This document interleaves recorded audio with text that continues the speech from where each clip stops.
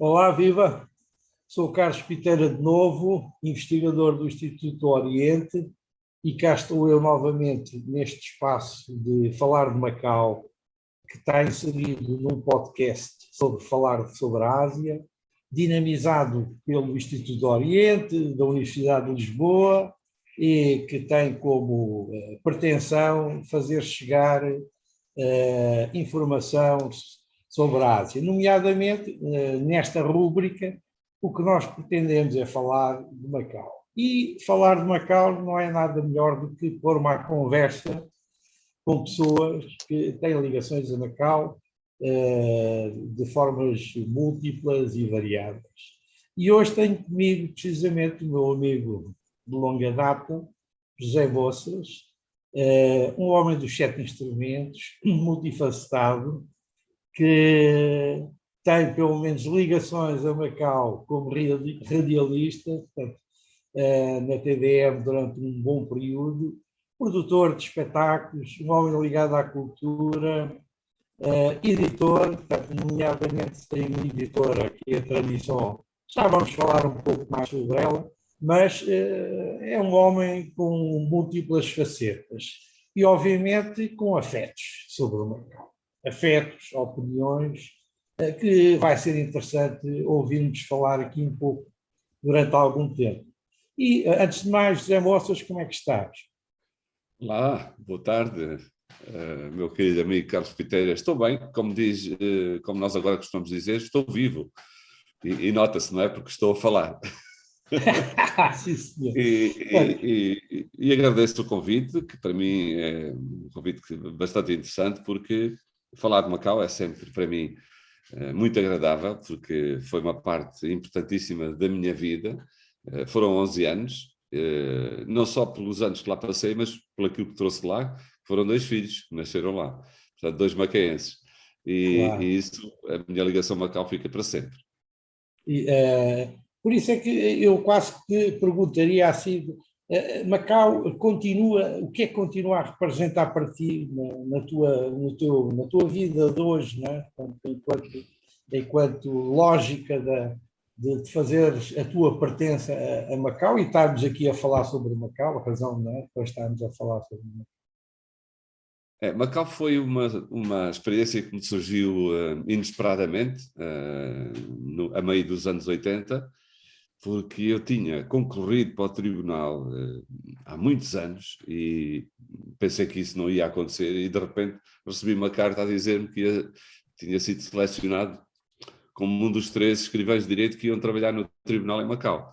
E foi realmente uma grande surpresa, e aconteceu muito pouco tempo depois de eu casar. E aí foi o meu susto inicial, foi ter alguma preocupação em dizer só vou se a minha esposa também for, e realmente aconteceu isso, ela foi comigo, e estive aí 11 anos, em que trabalhei há 4 anos no tribunal, e depois os últimos 7 apenas na Rádio Macau, como produtor, e entre outras coisas que vamos depois falar a nível da música, a criação da editora, mas foi uma Portanto, mudança radical. tu começas como funcionário público, não é? Em Macau. Sim, eu começo no tribunal como escrivão, que depois acabei por ser secretário judicial do Ministério Público, portanto estive sempre a trabalhar com o Dr. Leal de Carvalho, meu querido chefe, procurador da República, uma pessoa fantástica que foi sempre de uma amizade muito grande comigo, e portanto o convite foi para ir para o tribunal, mas depois, por 2 anos, depois renovei a comissão, e ao fim dos 4 houve uma mudança que fazia com que, se eu quisesse renovar o contrato, perdia o lugar em Portugal. E aí eu tomei decisões e consegui ir para a rádio, digamos assim, e manter o lugar em Portugal para quando voltasse, o que já não aconteceu, porque quando voltei já me tinha conseguido reformar. Portanto, foi uma experiência fantástica, e principalmente, e foi isso que eu te disse há pouco, o facto dos meus 2 filhos terem nascido em Macau, e de ser uma situação muito pouco vulgar, não é? Zé, e eles têm muita ligação a Macau também, os teus filhos? Ou... Não têm tanto. Assim, têm esse gozo, digamos assim, de criarem sempre espanto nas pessoas quando lhes perguntam onde é que são, e eles dizem, somos de Macau. E eles, mas tu és de Macau, mas tu não és chinês. E é sempre aquela situação, aquela reação que as pessoas têm quando se fala do natural de Macau. Mas eles, claro que gostam imenso de Macau e ainda não voltaram lá depois do regresso. Mas é uma situação que está a ser planeada para irem os dois juntos. Agora não é tão fácil porque a minha filha vive na Holanda, trabalha na Holanda e tem muita responsabilidade. O meu filho não, o meu filho trabalha por conta própria, portanto tem essa disponibilidade. Mas gostavam de ir os dois lá. E eu também gostava. Eles viveram lá, ao fim e ao cabo, 8 anos. Não, a minha filha veio com 6 e o meu filho com 4. Pronto, ok. Mas têm recordações, lembram-se da infância, da escola, dos amigos, e mantêm ligações com alguns dos amigos dessa altura, não é? Por exemplo, a curiosidade dos 3 filhos dos produtores do programa da Fundação Oriente, eu, Luís Machado e o João Pedro Costa, se chamarem Duarte os 3. Foi uma brincadeira que nós fizemos. E, inclusive, já os juntámos cá em Portugal nos 3, tirámos uma foto que foi bastante curioso, que são os 3 Duartes nascidos em Macau. Portanto, há essa ligação. A tua experiência, pronto, estou a ouvir e estou também a viajar, né, para essa altura, né, em que nos cruzámos em Macau, pronto, para além dos nossos conhecimentos cá, portanto, a nossa origem também é Macau, foi aí que nos cruzámos pela primeira vez. Exato. E acho interessante porque tu tens, vá lá, 2 experiências, digamos que em contextos um pouco diferenciados. Uma é a administração pública, né, em que tu estiveste no tribunal, e depois de repente saltas para uma área da comunicação, né, a rádio, né, onde as dinâmicas são diferentes. O que é que tu sentiste? Felizmente. Exato. Quais foram as contradições, não é, que tu achaste em termos do contexto de Macau, não é? Portanto, o que é que encontraste numa coisa, o que é que encontraste noutra? Bom, olha, a primeira sensação que tive, e essa foi inesquecível, foi quando aterrei, virei-me para um dos meus colegas que ia também na altura, que foi o José da Silva, que foi também chefiar a parte do Tribunal Judicial, virei para ele e disse, epá, que calor aqui dos reatores. E ele disse-me assim, esses reatores vão andar atrás de ti todos os dias.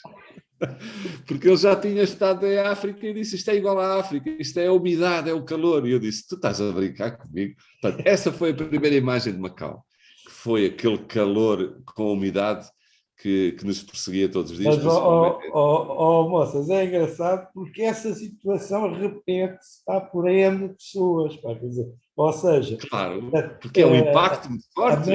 Uma boa parte das pessoas, quando chega a Macau, acha que é o reator do avião que está... Mas é que é um impacto enorme. Eu nunca tinha estado em África, nunca tinha estado em países úmidos, digamos assim, e aquilo foi realmente a primeira unidade. Depois foi o ambiente das ruas, os cheiros, que eram completamente diferentes daquilo que nós tínhamos cá no continente, e portanto foi tudo, e tudo o resto, as pessoas, enfim, era tudo diferente. E eu quando, ainda voltando um bocadinho à parte atrás, quando me convidaram para ir para Macau, eu sabia que realmente ia melhorar a minha situação financeira, mas digo com toda a sinceridade que também era a curiosidade de poder vir a conhecer o Oriente, que isso nunca na vida iria, se calhar, acontecer. E essa foi, se calhar, uma das coisas que mais marcas me deixou, foi a possibilidade de conhecer não só o Macau, não é? Mas também aqueles países ali à volta, que fui a ver alguns. E isso foi uma experiência única, que eu guardo para sempre nas minhas boas recordações, além de tudo o resto, que foi as experiências que tive a nível da música, que depois devemos falar nelas, contigo, não é? Que foste também elemento de um grupo fantástico que eu tive o privilégio de editar, mas é assim, Macau foi inesquecível, é uma parte importantíssima da minha vida, se não for mesmo a mais importante, em termos de vivência. E diz-me só, portanto, agora indo para um tema que provavelmente... não sei se já te colocaram esta questão alguma vez. Tu chegas a Macau, vais lidar com contextos onde está a organização, portanto, ou seja, onde é a administração portuguesa, a rádio também é portuguesa, mas chegas a ter contactos com chineses e com macaenses também. Com certeza. Inclusivamente posso dar este exemplo, que foi também muito engraçado, porque eu, enfim, não era um grande jogador de futebol, mas dava uns toques. E, inclusivamente, fiz parte de uma equipa completamente chinesa, que era a Legend, que era uma das marcas da Toyota, e éramos 2 portugueses e o resto era tudo chinês e só um é que falava inglês. E foi uma experiência giríssima, porque a comunicação era mesmo bastante difícil. Eu não cheguei a aprender chinês. Aprendi aquelas palavras básicas, não é? Para quando se vai ao restaurante, mas deixei lá bons amigos que depois começámos a trocar algumas palavrinhas e tal. Mas foi uma experiência engraçada e tive muitos contactos com a comunidade macaense, claro, com praticamente todos os que conheci ao longo desses anos que lá estive, mas com muitas pessoas da comunidade chinesa mesmo. E muito boas relações. Nunca tive Já problemas agora, para nenhum. quem nos ouve, né, para ti é fácil distinguir um macaense, por exemplo, um chinês e um português, ou nem por isso? Não, claro, é facílimo, é facílimo.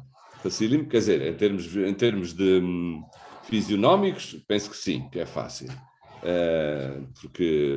Porque não é muito fácil confundir. Para mim, aliás, digo-te até que não sei porquê, mas é verdade, eu consigo distinguir perfeitamente um chinês de um japonês, de um filipino, de um tailandês, olho para eles e consigo perceber-me dessas diferenças. Não sei porquê, mas é verdade, tenho essa facilidade. E no caso dos chineses, sim, e dos macaenses, enfim. Eu pergunto isto, Não é? eu falo nisto porque eu sinto, por exemplo, cá, né, essencialmente cá, e pessoas que conhecem pouco Macau, ou quando nós falamos dos macaenses, pá, é uma confusão generalizada, né? Mas para quem lá viveu, isso torna-se uma situação É fácil, normalmente. é verdade, é verdade. Sentes isso, não é? Até porque os chineses não falam nada, nem de inglês, Claro, a maior parte deles, não é? A grande maioria, não é? Como tu sabes, no primeiro contacto que tens com uma pessoa, notas logo que, se não souberes quem é, ficas logo a saber com as primeiras palavras, porque a grande maioria, e para quem não vive em Macau, e nem mesmo, nos táxis fala inglês, não é? e mesmo aqui, quando tu te cruzas nas situações pronto, com gente de Macau, tu também consegues diferenciar perfeitamente.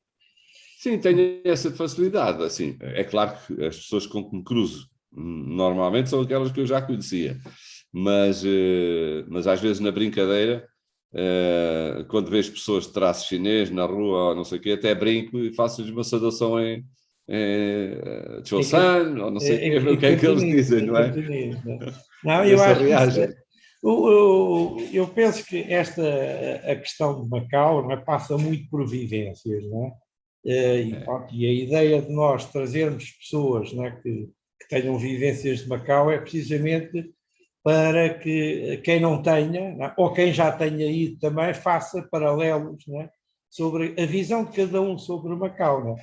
Mas tu, para além disso tudo, acabas por te apaixonar por Macau também pela via cultural, que eu acho isso interessante. Como é que isso despertou em ti? Né? É, Os eventos, pá, as cantorias, quer dizer, tudo, porque isso já é uma ligação diferente daquela que quem vai para sim, lá sim. trabalhar, não é?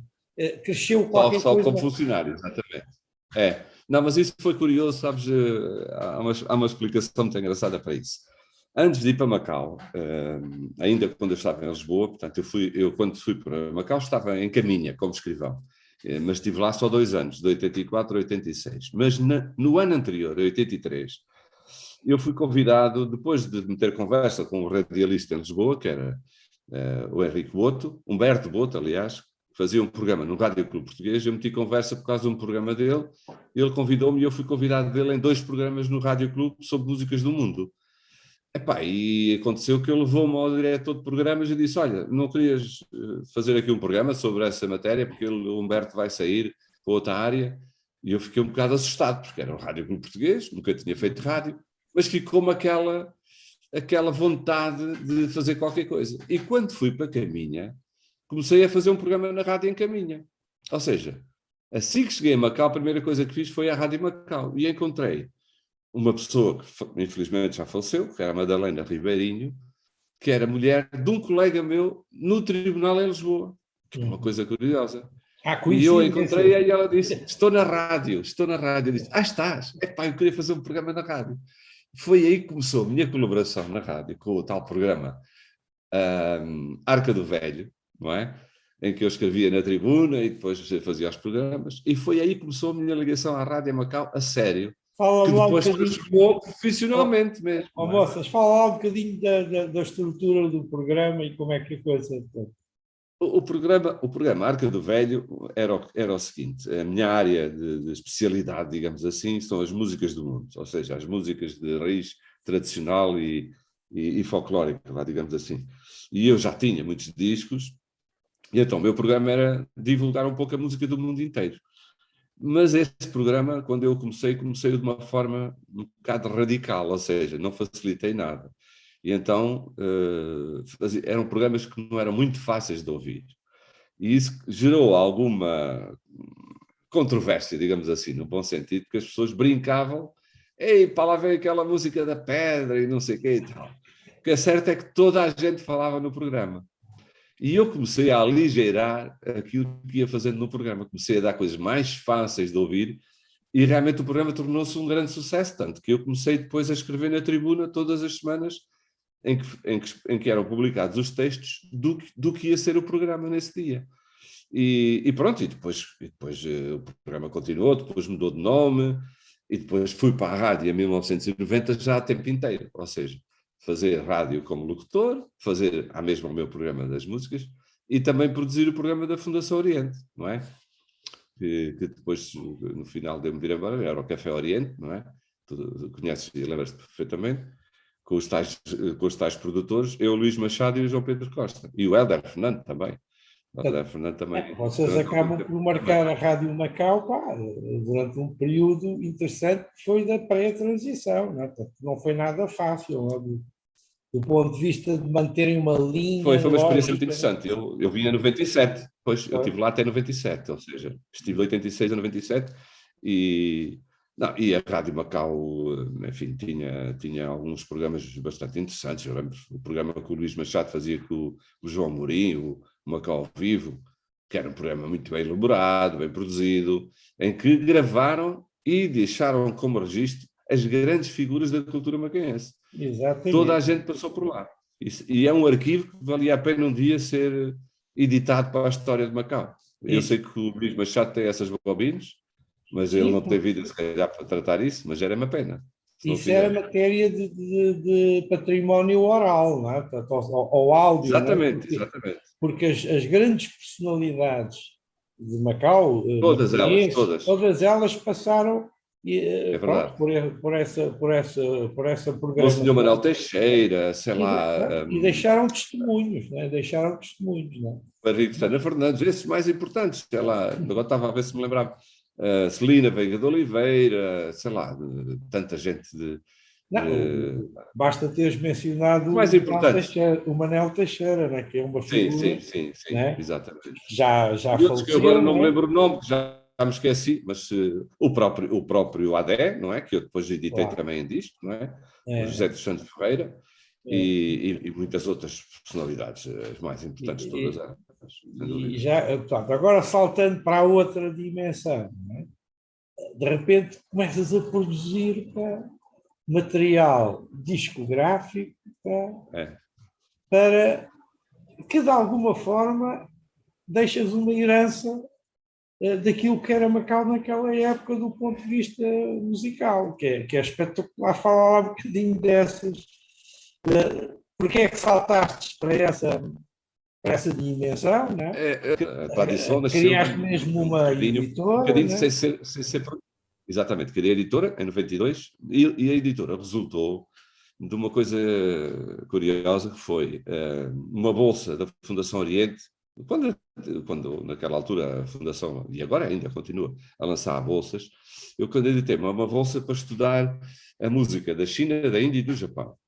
E isso depois transformou-se num interesse em conhecer a música tradicional dos outros países da Ásia. E foi isso que fez com que o primeiro disco que eu editei, foi precisamente uma compilação sobre a música da Ásia, que nunca se tinha feito, e em Portugal ninguém conhecia nada sobre a música da Ásia, que foi o Vozes e Ritmos do Oriente, que por acaso, é um dos discos, além de ser o primeiro, é um dos discos que eu acho que ficou muito bem feito, porque tem músicas incríveis, e porque foi considerado nesse ano a seguir, no ano 93, um dos 100 melhores álbuns do ano no mundo. Essa que é a história. E o disco esgotou, está esgotadíssimo, nunca mais se reeditou. Era uma ideia de reeditar um dia desses, mas é complicado. Mas isso foi o ponto de partida para depois me interessar por gravar o AD, gravar o teu grupo, não é? A outra banda, que também foi um disco fantástico com a colaboração daquele grupo chinês, Xeon. Da orquestra do Shangon, da orquestra Exatamente, chinesa. exatamente. A Isabel Mexia, portanto, o Coral Dinamen, portanto, algumas das coisas que fiz foi um registro sobre aquilo que existia em Macau e sobre a música de Macau, que ninguém mais fez, pelo menos nessa altura. A mim faz-me um pouco causa-me um pouco de angústia, se quiseres, não é? Portanto, tu tens uma obra, do meu ponto de vista, enquanto macaense, né, ou enquanto amante de Macau, que transmite uma série de legados, né, que lá estavam desde o patuá, né, vão desde o fado com a simbiose, né, da sonoridade chinesa, vai aos grupos corais, recuperas para versões da Bastiana, portanto, um trabalho que é teu e é da tua editora, que existe e que continua viva hoje. Portanto, mas feita sem porque é muito importante. Aliás, sim, não há muito mais coisas feitas nessa área da recuperação, digamos assim, de algum património. Por exemplo, o disco do AD, para mim, é talvez o disco que para mim me diz mais em termos de importância de registro, porque foi a figura maior, como tu sabes, é o símbolo. O símbolo do patuá, e ter a sorte... graças ao AD que o traço patuá é divulgado. Exatamente. A herança é da comunidade, mas é ele o divulgador. Agora, o que me constrange é, havendo isso disponível, né, que é a tua editora, e depois já agora agradeço que tu fales um bocadinho dela, porque é que as pessoas hoje em dia não potenciam essa, ou o governo, né, fala-se tanto, né, das situações de ampliar a questão de Macau, marcar, e depois, quer dizer, há um conjunto de pessoas, né, alguns que são historiadores, outros que são investigadores e outros que são produtores e que têm um manancial de património que depois não é divulgado, não é... Hoje em dia há aulas de patuá nas universidades. Não sei se alguém contactou contigo para saber que tens edições... Se calhar também não sabem que... se calhar também não sabem que editor existe, sei lá, não faço ideia. Isso, ora, é uma pena.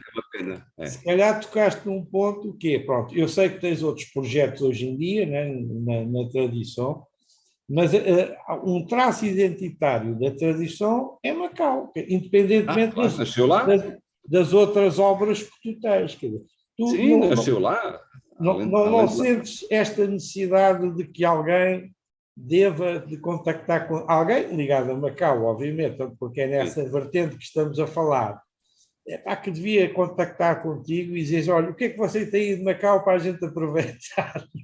Pois, não, mas sabes o que é? É muito simples de explicar. É assim, aquilo foi um projeto e uma fase da editora que eu fiz, e eu percebi que em Portugal ninguém quer saber de Macau. E, aliás, tu deves também perceber isso. Ninguém quer saber de Macau, da história de Macau. Não querem saber disso. Infelizmente. Pronto. Eu tenho aqui na minha garagem, que é o meu armazém, ainda largas centenas de discos desses que fiz em Macau.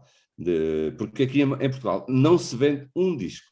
Não vale a pena. Eles estão todos na minha página, no meu site, ninguém lá vai comprar nada. Mas eles estão lá, disponíveis. Mas como eu sou sozinho na editora, como tu sabes, e como felizmente tenho tido muitos projetos, e ainda neste momento tenho, depois já te posso explicar, muita coisa em andamento, eu não tenho tempo para pensar e olhar para trás, tenho que andar sempre a olhar para a frente.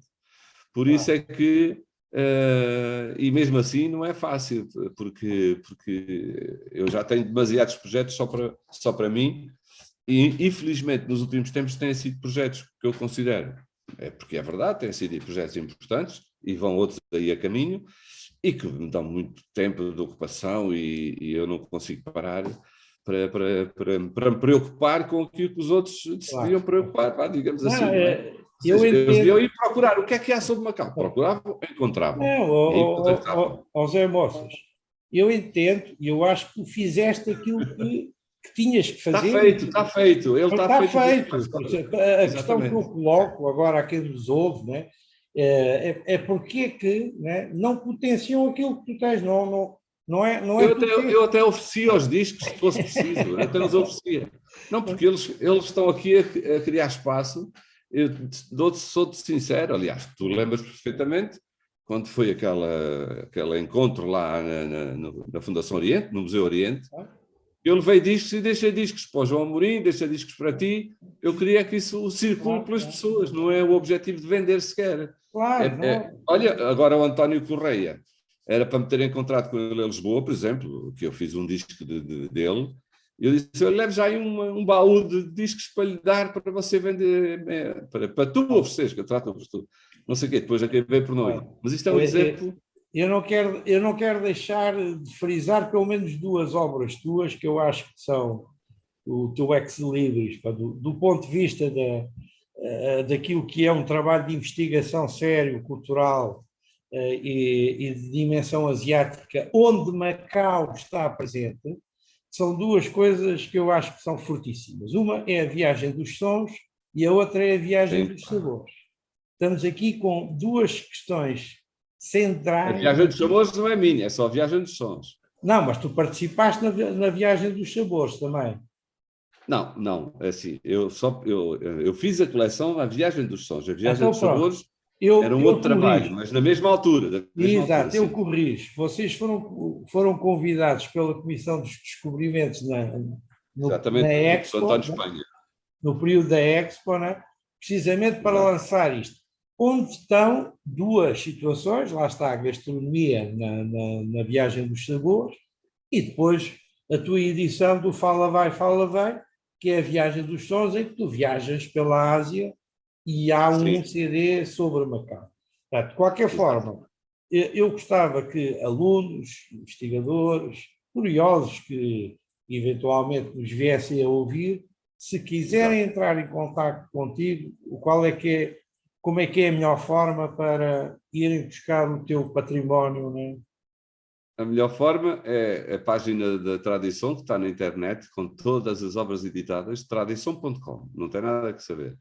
E realmente, já agora, se me permites, essa coleção Viagem dos Sons foi talvez um dos projetos mais importantes da minha vida, não só porque foi com o professor António Espanha, de que eu tenho uma saudação, de que eu tenho, enfim, grandes memórias de uma pessoa fantástica, que faleceu há não muito tempo, e era realmente uma coleção fantástica.